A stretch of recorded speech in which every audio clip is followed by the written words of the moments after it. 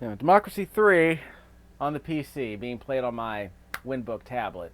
We were in quarter number 6. Let's see. 1, 2, 3, 4, 5. Yeah, we're in quarter 6. Yeah, we're losing support among the retired. And we're going to make people even more mad than they already are. Because watch what we're going to do. We're going to have to find a way to get a big chunk of money out of our expenditures. Probably not a huge chunk, but some chunk. Policies. Isn't there a border control policy? Yeah, border control policy. How much are we spending? We're spending $2 billion a year on border controls. We can double that, or we can eliminate it. Actually, we can't eliminate it. We can't have open borders. But we can lower it. That's going to cost us some political capital, which I think is actually kind of interesting. It's more expensive to raise it than to lower it, so something to be said there. It will go into effect. We'll talk about that a bit later. We'll explain while we're even thinking about it in just a second. Okay, so let's go over the basics.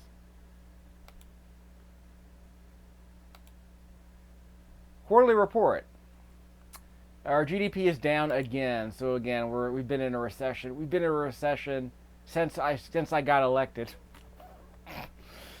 Economy's been flat apparently for about 10 years. And all of a sudden we're in a recession. Holy crap, dude. Okay, fine. So what was my logic? My logic is let's reduce some expenditures. Credit rating got downgraded. Now, of course, the only real way to reduce expenditures in this game is to reduce military spending and reduce state employment. So basically, the only way to reduce expenditures is to significantly reduce public sector employment. And now, how do you pay for that? Well, you hope that the private sector picks up all the unemployed people. What we've done is we've cut back on military spending, which was our major source, it was our number one expenditure was military spending, and we reduced it by about 70 billion. I think about $60 billion. I think it was at 212 at the beginning of this video. In fact, let me show you that. Military spending, cost history. You see that? It was around 212, and then we reduced it significantly. So what did that do? It increased our unemployment rate. See that? That was due totally to military spending. And I want to say we also, yeah, there it is. That was totally due to military spending, basically. What we did is that we increased funding to state schools and to the space program, so that kind of leveled it off a little bit. So there is that. Of course, that additional spending costs some money. So now it's probably going to be time to start throwing some of that money into the state health service so we can actually get our health levels up. Crime is under control now. Let me mention that. Because that was one of the major sources of expenditure when I first started the game. Yeah, crime is under control now. Community policing has been doing its job. Heavy rehabilitation has done its job, or at least it will be doing its job. See? Crime is going to go down a bit more now that we're focusing extensively on rehabilitation. Liberals and conservatives both loved the plan. So we were spending more money on prisoner rehab. Helping brothers get degrees in jail, as Jadakiss once asked. We're helping brothers get degrees in jail. So if you've seen the penitentiary, we're actually rehabbing you, and that's going to lower the unemployment rate a tiny bit. But more importantly, it's lowering the crime rate a lot. So that's the deal. Let's see. So prisons. We did our part to lower the crime rate without increasing the police force, which is kind of a tension builder among ethnic minorities in this game. And I think they're very unpopular with liberals, as you would expect. Let's do a quick check on that. Police forces do decrease crime. Armed police forces decrease crime a lot, but a regular police force with fewer guns might help. And I'll show you what I mean in a second. So we can go Japanese style. We can have a large police force that's largely unarmed. We can do it the British way, which is to have sort of a moderate-sized unarmed police force. We can do it the American way, which is just practically have submachine guns down here. We aren't gonna allow our cops to have submachine guns here in America, as far as this game's concerned. But we may increase the police force, which will reduce unemployment a tiny bit. It doesn't cost much political capital to raise the police force, but it costs a lot of political capital to lower it. Let's see. So we could probably give them a chance to lower some stuff. It's going to cost more money, as you would expect, but watch what I'm planning. I'm planning on increasing the police force a tiny bit, or maybe not even. I probably won't have to. Actually, I won't have to increase it because crime is under control now, pretty much. What we're going to do is we're going to see if we can disarm them if we can, to see if that'll save us some money. Let me do a quick check. Armed police. Crime will go up here, but we'll reduce the amount of money we spend on arming our police force. We can double that. We can basically give them submachine guns, which will lower crime a lot. It will lower crime and lower our opinion among liberals a lot. Let's see. We can reserve it for the SWAT teams. We can have guns widespread, which is what there is now. We can have guns in every department. Or we can just have guns reserved among specialists. It costs a lot of political capital to lower that rate of armed police work. So we can decrease it from $16 billion, so we can cut it in half. We cannot disarm the police. It is way too expensive. So we're not going to disarm the police. Although it would make us very popular among liberals. Significantly. Apparently having police is a drag on liberals. I think it's kind of amusing. We can almost eliminate it by doing that. But if we disarm the police, crime is going to go up, guaranteed. In this game, it's guaranteed to go up. So, come on, don't be absurd. By the way, the cost of arming police has gone down because the crime rate's gone down. Fair warning. So I'll keep that in mind. So we can save $8 billion by doing that, but it'll cost us a lot of political capital. We have to get this down to about 24, 23 anyway. Because the maximum we can have is 50, remember? Cancel. Let's see. Where's our cabinet report? There we go. See, again, the maximum we can have now is 48. And I wonder what happened. Well, we're pretty loyal right now. Oh, that might be the problem, because the maximum we can get is 48 no matter what now. So I guess we lost some capital.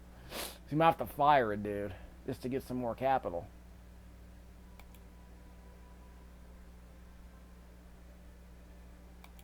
Let's see, welfare minister, yeah. So I think the problem is we can't get much capital from these guys anymore.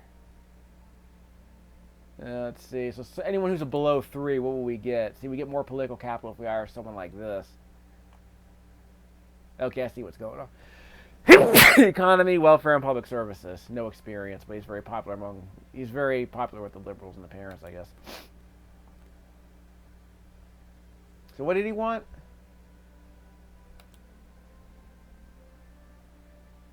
Yeah, so we could fire him and get a bit more experience from somebody else. Yeah, one of these people. The people with more experience, apparently, aren't as popular, or at least they aren't as loyal. Who has a lot of experience? No one really has a lot of experience. I mean, these guys do. Who does he look like? He looks like, not Stephen Breyer. I swear, that guy looks so familiar.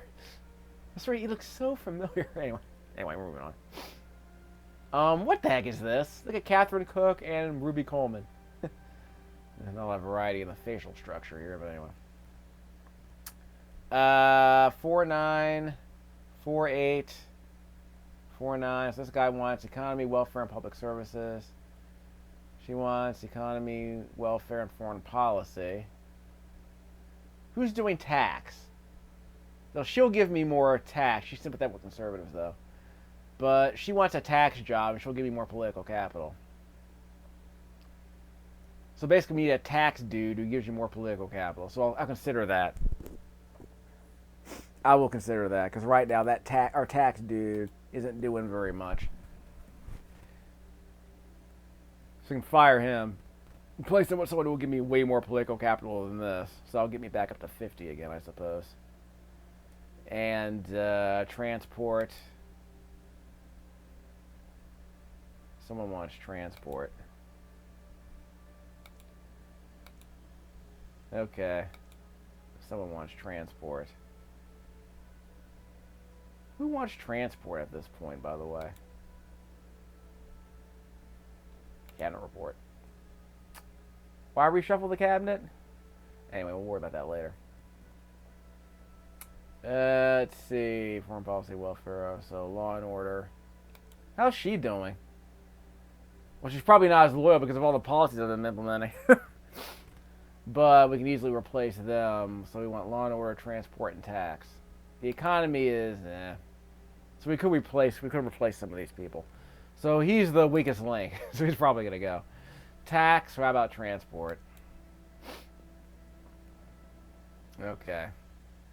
Law and order. So we'll get the most bump if we get rid of one of these guys. So we'll get back to that. Like I said, I was thinking about immigration because I want to see if I can reduce the budget that's being spent on border patrols or border controls here. Right here, it's not much money. It's a tiny part of the budget. I was afraid of that. See what I mean? Right now we're spending $2.25 billion, $2.75 billion. We can lower it, which will cost us some political capital, definitely. But it'll also reduce our expenditures. We can spend on other things. But we don't need to reduce expenditures on crime reduction because we're already moving in that direction anyway. We're already doing okay in that sense. The community policing starting to go into effect, so it's starting to pay off, I think. So watch this: immigration reduction, ethnic minorities. This is a drain on ethnic minorities, tourists, liberals, and immigrants, or basically anyone who wants to immigrate. Do not like this. Patriots love it though. Here's the thing. What does immigration cause? Well, first of all, in this game, what lowers it? Obviously, border control, citizenship tests, unemployment, foreign relations. What does it cause in this game? It makes citizenship tests more expensive, increases racial tensions, slightly increases unemployment. That causes other problems, obviously. Slightly lowers the GDP, which I think is interesting. Look at this. It lowers the GDP immediately, but it raises it a tiny bit over time. So it's kind of a wash, which I think is kind of interesting. Ethnic minorities, increases the number of ethnic minorities. Lowers wages, quite a bit actually. Lowers the skills shortage, and it increases the skills shortage. It makes the skills shortage problem worse. Increases homelessness a tiny bit. So yeah, nothing here about crime, but because the game says it increases unemployment and racial tension, that could lead to crime. For instance, no effect on violent crime here. Let me go back a bit, because it increases unemployment a tiny bit. Where's immigration? There it is, down here. Immigration increases it a little bit. Decreases GDP. Again, okay, fine. Increases racial tension. So this is going to be the big thing, I think, is the unemployment. Because the unemployment, obviously, is going to be a drain on... It's a crime factor. So unemployment increases crime a tiny bit. So as far as this game is concerned, immigration might lead to a tiny reduction in unemployment, a tiny increase in unemployment, a tiny reduction in the GDP immediately, which is made up for a year from now when our GDP goes up. Let me see where that is over here. Where is that under unemployment? See right here. Immigration. Unemployment goes up, GDP goes down. But again, a year later, it goes right back up. So the argument here is that it decreases GDP a tiny bit right away, and it earns back some of it right away. So that's how this game works. So watch this. We're going to reduce border controls from biometric checks. So here's what we could do. We could do armed guards, retina scans, at the border. We're currently doing passport checks. So we're doing biometric checks. We can lower that to passport checks, to random passport checks, which will save us quite a bit of money. We cannot have open borders. So we can reduce it by this much, to $1 billion a year. Patriots aren't going to like that. So basically, we won't get any benefit from the Patriots. So basically, if the Patriots were influenced at all by border controls, we're going to lose all that, and we're going to lose all that positive influence. The liberals, again, but that will be neutralized by the number of liberals who will improve, or liberals will like us more. Immigrants are going to go way up. Immigration is being controlled by 31%. We can basically let I guess this is basically open borders because immigration is not going to be reduced at all. Ethnic minorities, it will decrease your standing with ethnic minorities, and it will decrease tourism. Oh, but yeah, border controls are decrease your standing with ethnic minorities. This will basically eliminate any drag. So that means ethnic minority support will go up a lot. Tourism will go up quite a bit. By the way, what happens with tourism? We'll confirm that. So what do we get from tourism? That doesn't count. We don't get any income from tourism? I'm rather shocked by that, actually. We don't get any money from tourism? What's going on with tourism? Let's see, GDP. Yeah, there it is. Tourism. No effect on GDP, I guess. Yeah, okay, so there's no effect on it right now. Okay, encouraging tourism depend on low air travel costs, etc. and so forth. Okay, fine. Tourism's gone down, obviously, in the last 20 years. So border control should make that better. What could possibly go wrong? Okay, so what's the other thing we want to do?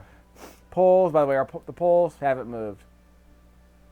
Since I got elected, our polls went up 1/4, obviously, because we just got there. It's the honeymoon period. Okay, let's see.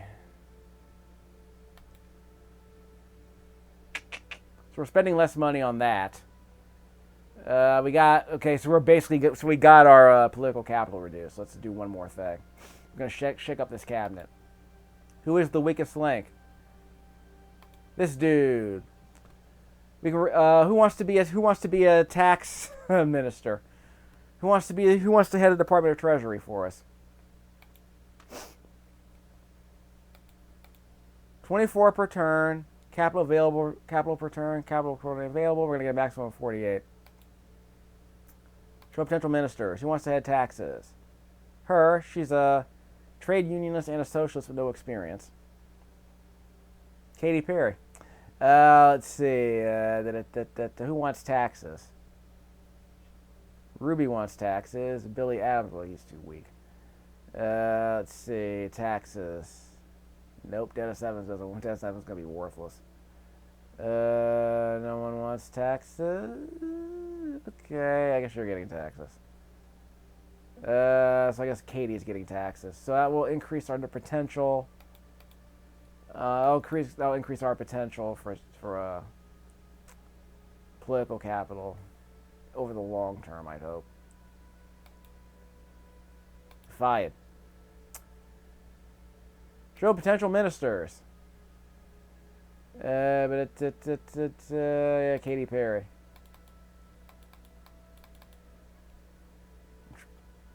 Oh.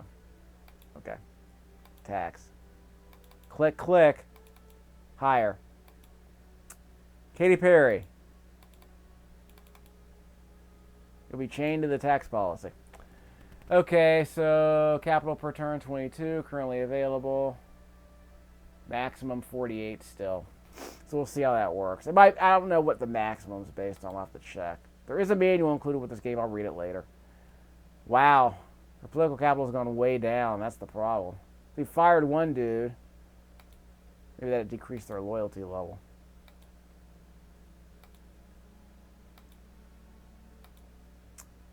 Okay, so we fired one person. Everything went down. That probably explained it. So I probably shouldn't have done that. Okay, so watch this. Let's reload our game. We already know what policies we're going to implement. So we're going to drop the border controls a lot. That'll save us some money. We're not gonna do a random passport scans. We'll probably just reduce it a bit. We're not gonna reduce it as much. So policies. So we're gonna reduce spending there. So we're gonna use some of our political capital to reduce spending. Where are the border controls? Here they are. So we'll reduce those by half at least.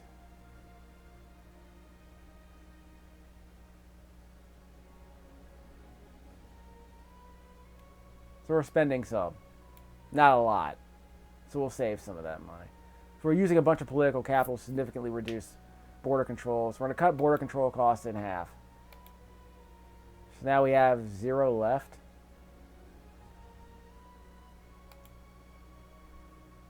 How much political capital did I spend? Let me check on that. I'm pretty sure I didn't spend that much political capital. Load.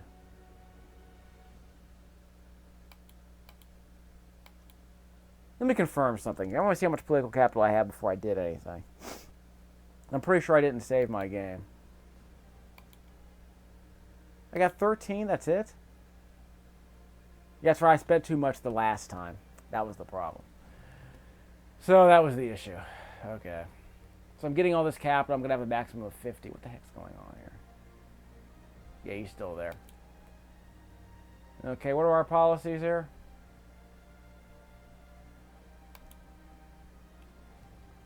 So we can use up all our political capital to lower border controls. Or we can just move along. I thought I had more political capital than this. We need to get more income anyways. We'll see how that goes. We got the plastic bag tax. That doesn't give us very much.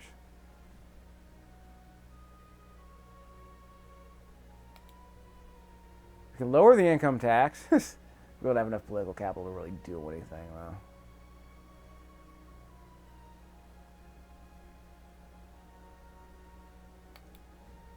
though. Okay. So we're going to have to move on. Because I can't really spend any more political capital at this point. I thought I had way more political capital than this. What happened?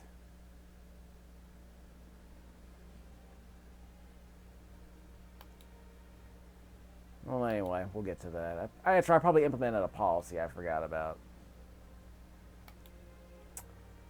Economic forecast. Global economy is doing well. Really? Oh, I forgot to advance the story. Sorry. Next. Sorry about that. I wasn't paying attention. I forgot to call that from the video. Okay, sorry about that.